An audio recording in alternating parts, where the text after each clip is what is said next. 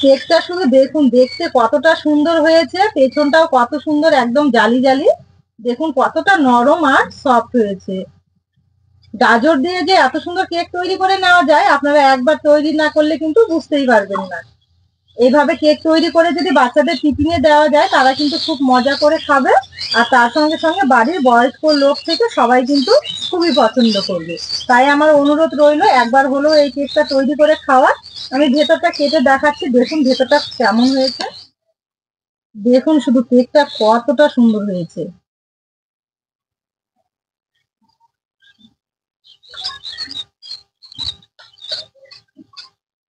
এই যে দেখুন কেকটা কতটা সুন্দর, ভেতরে ড্রাই ফ্রুটে ভর্তি, আর কতটা নরম আর স্পঞ্জি হয়েছে। দেখুন শুধু, দেখুন কেকটা কতটা সফট হয়েছে।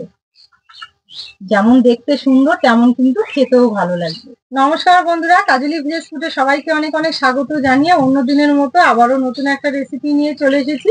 আজকে আমি তৈরি করব গাজরের কেক। আর গাজরের কেকটা কিভাবে তৈরি করলে দেখতে বা খেতে দুটোই খুবই সুন্দর হবে, তো আমি আজকে সেইভাবেই তৈরি করব। অনেক সময় বাচ্চারা গাজর খেতে চায় না, তো এইভাবে যেভাবে আমি আজকে কেকটা তৈরি করব, এইভাবে অন্তত একবার হলেও কেকটা তৈরি করে খাওয়াবেন, দেখবেন বাড়িতে গাজর এলে কিন্তু বাচ্চারা কেকটা তৈরি করে দিতেই বলবে। তাই আমার অনুরোধ রইল, ভিডিওটা শুরু থেকে শেষ পর্যন্ত দেখা। আশা করছি আজকে রেসিপিটা দেখতে খুবই ভালো লাগবে। আজকে কেকটা তৈরির জন্য আমার চিনি লাগবে আর সুজি লাগবে। তো এখানে আমি গোটা চিনি নিয়েছি, মানে দানা চিনি। চিনিটা একটু পাটায় গুঁড়ো করে নেব।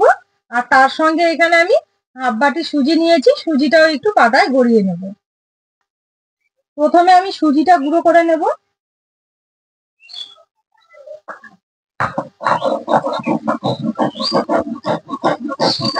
আমি সুজিটা পাটায় গুঁড়ো করছি, আপনারা চাইলে কিন্তু মিক্সিতেও গুঁড়ো করে নিতে পারেন।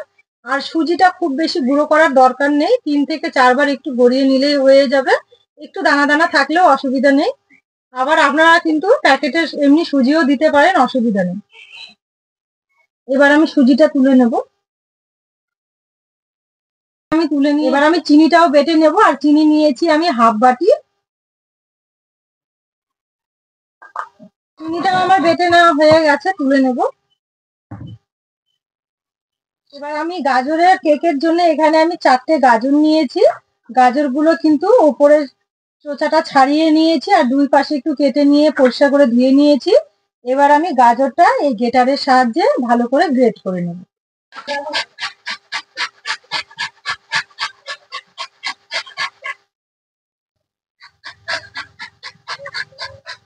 এই যে দেখুন, গ্রেটার দিয়ে কিন্তু খুব সুন্দরভাবে আমি গাজরটা এভাবে গ্রেট করে নিয়েছি।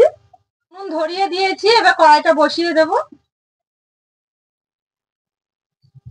এবার আমি কড়াইয়ে একটু ঘি দেব, 2 চামচের মতো। ঘিটা দেওয়ার পর একটু নাড়াচাড়া করে এবার আমি গাজরটা দিয়ে গাজরটা আমি হালকা একটু নরম করে ভেজে নেব।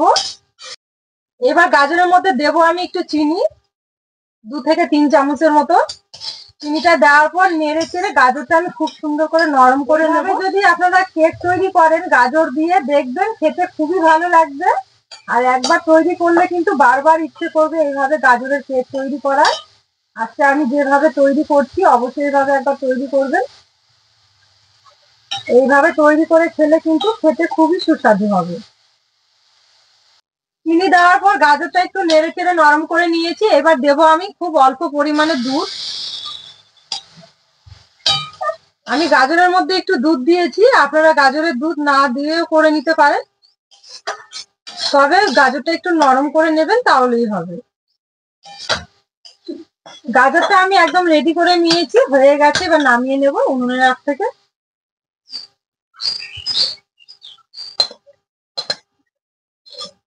পারফেক্ট কেক তৈরি করতে গেলে কিন্তু কেক তৈরির উপকরণের মাপগুলো সঠিক রাখতে হবে। তো আমি এখানে একটা বড় সাইজের বাটি নিয়েছি। এবার আমি এই বাটিতে নেব। আজকের উপকরণগুলো কিন্তু আমি এই বাটির মাপ করে নেব।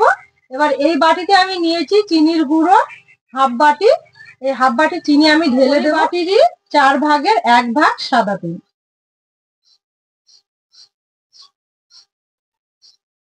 এই দুটো উপকরণ আমি খুব ভালো করে মিশিয়ে নেব।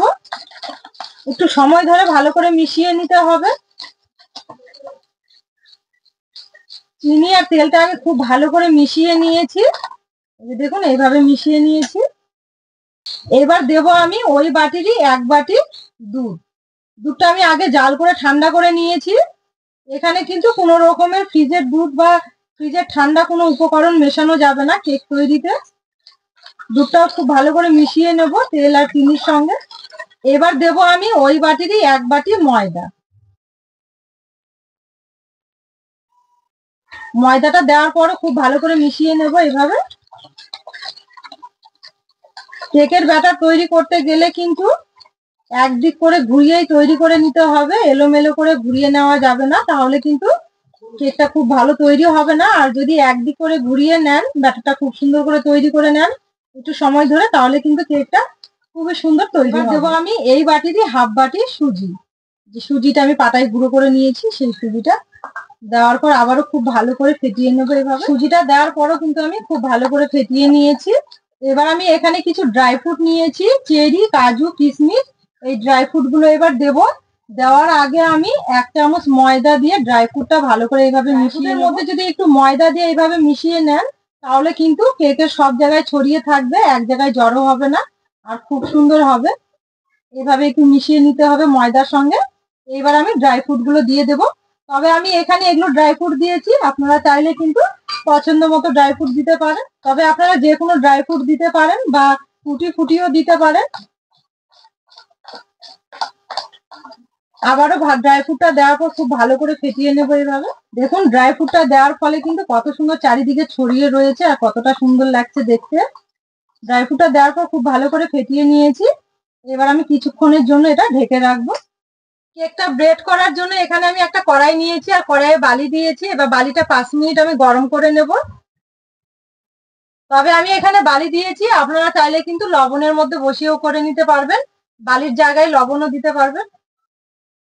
10 মিনিট ব্যাটারটা আমি ঢেকে রেখেছিলাম। এবার ঢাকা তুলে আমি গাজরটা যে আমি নরম করে রেখেছিলাম ঘি দিয়ে আর দুধ দিয়ে, সেই গাজরটা এবার দিয়ে দেব। গাজরটা দেওয়ার পর আবারও ভালো করে ফেটিয়ে নেবো এইভাবে। গাজরটা দেওয়ার পর খুব ভালো করে ফেটিয়ে নিয়েছি। দেখুন শুধু কতটা সুন্দর লাগছে ড্রাই ফ্রুট গুলো দেওয়ার জন্য আর হচ্ছে গাজরটা দেওয়ার জন্য ব্যাটারটা কতটা সুন্দর হয়েছে দেখতে। দেখুন এবার 1 চামচ দেবো আমি ভিনিগার। আবারও ভালো করে ফেটিয়ে নেব ভিনিগারটা দেওয়ার পর। আর 1 চামচ দেবো আমি বেকিং পাউডার আর 1/2 চামচ বেকিং সোডা। এই দুটো উপকরণ দেওয়ার পর আবারও খুব ভালো করে ব্যাটারটা ফেটিয়ে নেব। ব্যাটারটা আমি খুব সুন্দর করে ফেটিয়ে একদম রেডি করে নিয়েছি। এবার যে বাটিটাতে করে আমি কেকটা তৈরি করব, সেই বাটিটা রেডি করে নেব। আজকের কেকটা আমি এই বাটিটাতে করে ব্রেড করতে দেব। বাটিটা এবার রেডি করে নেব আমি। বাটিতে দেব আমি একটু সাদা তেল।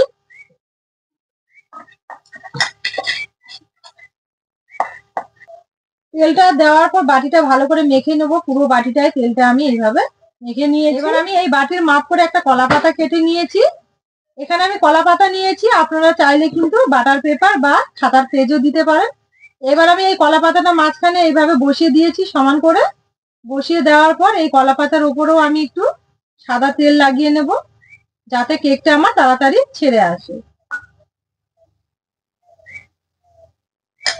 এভাবে একটু লাগিয়ে নিতে হবে। কেকটা বেক করে নেওয়ার জন্য বাটিটা আমার একদম রেডি হয়ে গেছে। এবার আমি বাটিতে ব্যাটারটা ঢেলে দেব।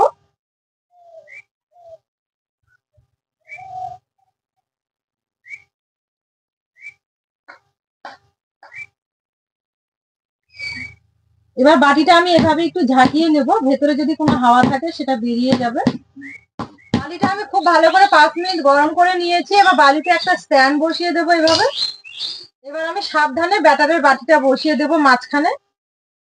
এবার আমি এটাতে ঢেকে কেকটা 35 মিনিট ভালো করে বেক করে নেব, আর উনুনের আঁচটা কিন্তু আস্তে দেব। ফিরে এলাম 35 মিনিট পর, ঢাকা তুলে দেখে নেব। এই যে দেখুন কেকটা কত সুন্দর ভাবে হয়েছে আর কত সুন্দর একটা কালার এসছে, একদম হয়ে গেছে দেখে মনে হচ্ছে। তবু আমি একটা কাঠি নিয়েছি, কাঠিটা দিয়ে এবার চেক করে নেব এভাবে। এই যে দেখুন কাঠিটা একদম ক্লিন চলে এসছে, তার মানে বুঝে নিতে হবে হয়ে গেছে। এবার আমি নামিয়ে নেব। আমি উনুন থেকে নামিয়ে নিয়েছি আর দেখুন কতটা সুন্দর হয়েছে।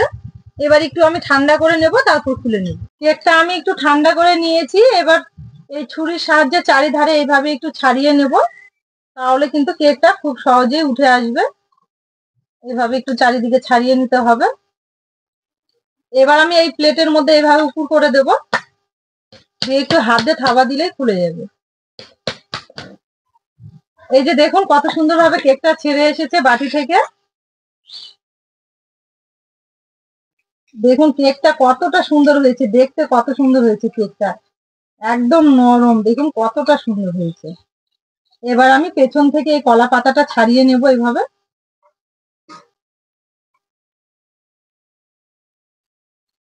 পেছনটা শুধু দেখুন কতটা সুন্দর হয়েছে, একদম জালি জালি ভাব হয়েছে, আর কতটা সুন্দর লাগছে দেখতে। এই যে দেখুন পেছনটা কতটা নরম, একদম নরম তুলতুলে। দেখুন কতটা নরম আর কতটা দেখতে সুন্দর হয়েছে। আর চারিদিকে দেখুন কতটা জালি জালি, কতটা সুন্দর হয়েছে একদম। পেছনটাও দেখুন, এই যে দেখুন কত সুন্দর হয়েছে। ড্রাই ফ্রুট গুলো একদম ধারে ধারে চলে এসছে, আর কতটা সুন্দর লাগছে দেখতে। দেখে তো মনেই হবে না যেটা গাজর দিয়ে তৈরি হয়েছে, কতটা সুন্দর লাগছে দেখতে। দেখুন, তাহলে বন্ধুরা দেখলেন আজকে গাজরের কেকটা আমি কিভাবে করলাম, একটু নতুন ভাবে করেছি। এইভাবে একবার বাড়িতে তৈরি করে দেখবেন, বাড়ির সবাই খেতে খুবই ভালোবাসবে। আর আমার এই রেসিপিটা ভালো লাগলে কাজলি ভিলেজ ফুড চ্যানেলটিকে সাবস্ক্রাইব, লাইক, শেয়ার করে পাশে থাকবেন।